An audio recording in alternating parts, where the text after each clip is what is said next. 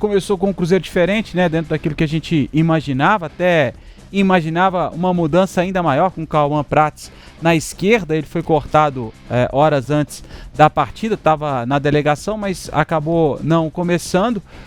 O Kaique pegando essa sequência longa e só ele como opção para a lateral esquerda. Enfim, o Romero mantido, a improvisação a gente já imaginava, né? O Fagner e o William ficaram em Belo Horizonte, então a gente já imaginava aquela improvisação, mas dessa vez com o Romero, Lucas Romero, e não com o Jonathan Jesus, que foi titular também, mas atuou na zaga ao lado do Fabrício Bruno, ele que está suspenso do jogo contra o Vasco no final de semana, então o titular mantido para essa partida. E aí o meio campo diferente, né? Com o Murilo Hickman ganhando a primeira oportunidade entre os profissionais, ou ao lado do Wallace, e aí daí pra frente realmente um Cruzeiro bem diferente, com o Rodriguinho, com o Lautaro e a dupla de volta, né? O Gabigol e o Dudu, os dois que começaram a temporada como titular, mas acabaram perdendo espaço e ontem tiveram a oportunidade de mostrar um pouco mais pro professor Jardim, pro Mister, mas não foi o que aconteceu, né? O Cruzeiro começa até bem, né, a partida, cria algumas oportunidades, mas como vem acontecendo nos últimos jogos, desperdiça, sobretudo com o Lautaro 2 vezes, o Marquinhos também acabou com uma oportunidade, o zagueiro tirou em cima da linha, e depois, aos 39 minutos, o Soares acerta um chute fora da área, a bola desvia, engana completamente o Cássio, e daí pra frente foi um terror, né?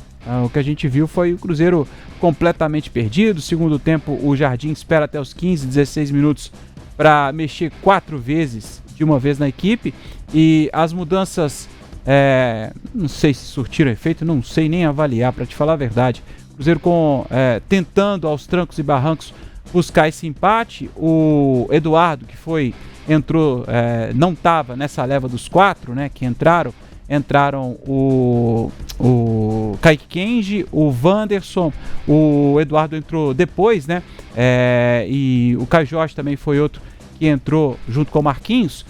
Desses 4, o Eduardo entra depois e ele acaba marcando o gol de empate do Cruzeiro de cabeça, depois de uma jogada do Wanderson aos 39 minutos, mas durou pouco. Depois, logo na sequência, 3 minutos depois, o Palestino acaba marcando com o Arias, tem um desvio do Caio Jorge e acaba matando o Cássio, que no lance anterior entregou praticamente a bola para o atacante do Palestino. Enfim, uma tragédia ontem, Pedrão, uma tragédia ontem, mais uma. O Cruzeiro vivendo uma Sul-Americana lamentável, 3 jogos, 3 derrotas para 3 equipes muito ruins.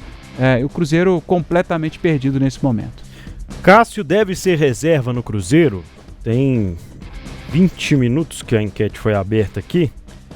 Eu vou já atualizar o resultado aqui. Você pode ir votando aí no YouTube de O Tempo, no YouTube de O Tempo Esportes. É a nossa pergunta do dia para o Cruzeiro. Tô vendo aqui que no SofaScore, por exemplo, que dá a nota para a atuação dos jogadores, com base nas estatísticas, a dele é a pior da partida. 6.3 para o goleiro do Cruzeiro. E tava conversando mais cedo com o Léo Campos, que aliás está na produção de O Tempo Esportes hoje, e ele falou, a gente precisa lembrar que o Leonardo Jardim já tinha feito algumas ponderações ao Aragão naquele jogo contra o Democrata, porque ele chega e tira todo mundo, né? Cruzeiro classificado para a fase final, era um momento diferente, então jogou com um time basicamente reserva. E depois, na entrevista do Pedro Lourenço aqui com vocês, ele falou sobre isso, né? O Jardim ficou até meio assustado com o goleiro lá e tal, não sei o quê. Enfim, é que você tá vendo esse momento aí, e se você deixaria o Cássio no banco nesse momento, certo? Aí seria o Otávio, né? O Léo Aragão também naquele jogo que era pra ser observado, fez um monte de lambança também, falhou duas vezes.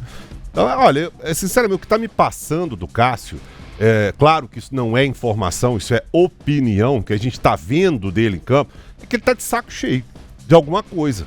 Ele tá de saco cheio de alguma coisa, ele reclama de tudo, ele tá com a cara ruim sempre, ele tá com um semblante pra baixo sempre, falhando muito. E aí, pô, naquela falha dele, depois que ele catou uma borboleta, depois ele saiu correndo atabalhoadamente, o cara ainda driblou ele, quase faz o gol, o Fabrício Bruno tirou em cima da linha. Depois que o lance foi concluído, ele reclamou de alguém, ainda fez assim com a mão, Pô, ele que falhou.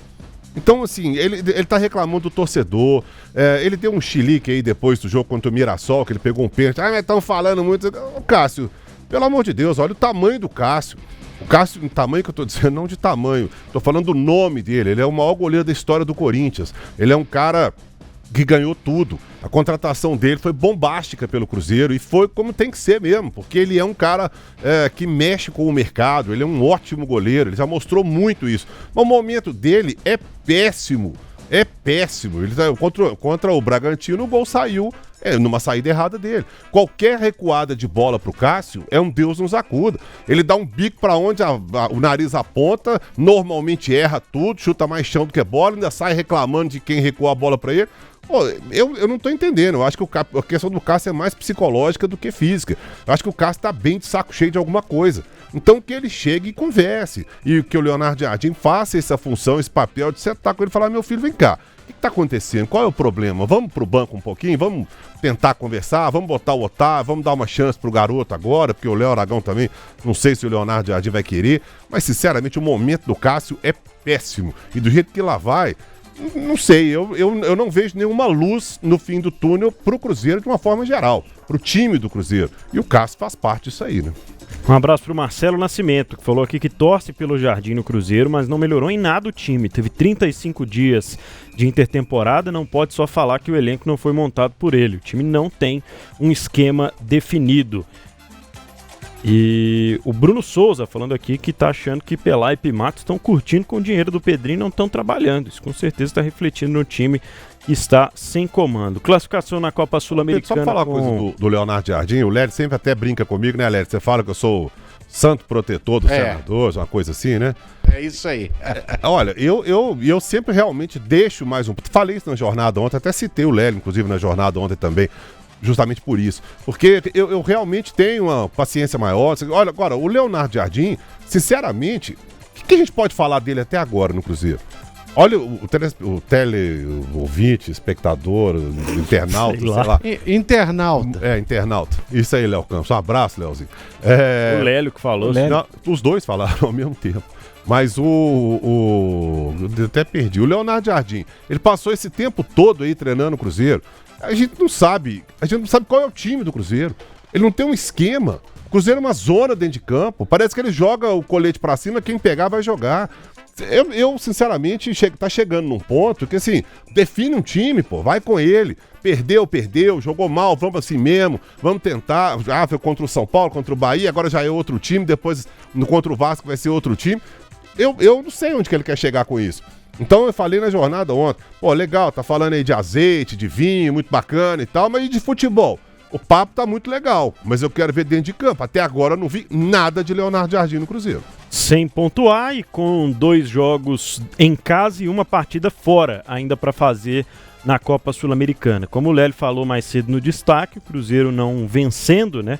Na 4ª rodada, ele já fica sem chance de se classificar como primeiro colocado. Mas hoje, um empate do Mushuc Runa já tira essa possibilidade do Cruzeiro também.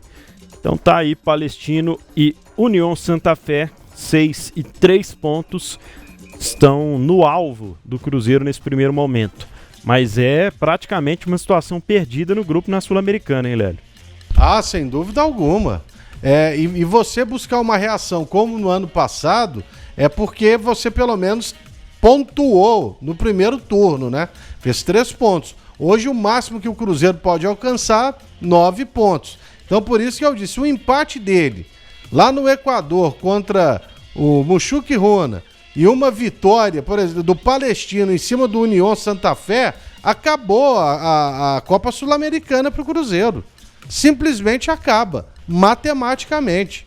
Então, cara, ou ele vence os 3 jogos para ver o que acontece, senão já era. Ele agora só vai se classificar com 3 vitórias.